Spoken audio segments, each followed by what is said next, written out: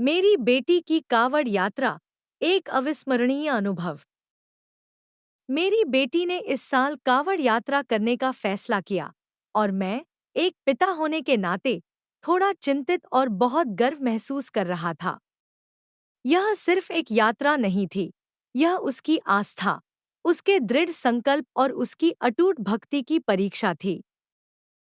यात्रा शुरू होने से पहले ही उसने अपनी तैयारियां पूरी कर ली थी।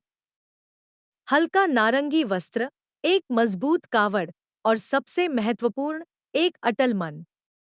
जब वह घर से निकली तो मैंने उसे आशीर्वाद दिया और उसकी सुरक्षा के लिए प्रार्थना की। पहले कुछ दिन आसान रहे। उसने उत्साह के साथ कदम बढ़ाए, जय भोले के नारे लगाए और अन्य कावड़ियों के साथ बातचीत की। लेकिन जैसे जैसे यात्रा आगे बढ़ी, चुनौतियां सामने आने लगी।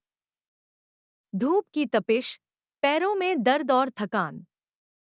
एक बार तो उसने मुझे फोन करके बताया कि वह इतनी थक गई है कि आगे बढ़ नहीं पा रही।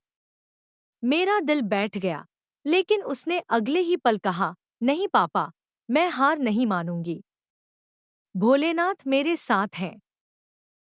उसकी यह बात सुनकर मेरी आंखों में आंसू आ गए।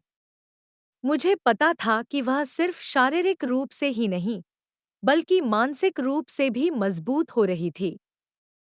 उसने रास्ते में मिलने वाले हर कठिनाई का सामना किया। कभी-कभी दूसरे कावड़ियों ने उसकी मदद की, कभी-कभी उसने दूसरों की मदद की।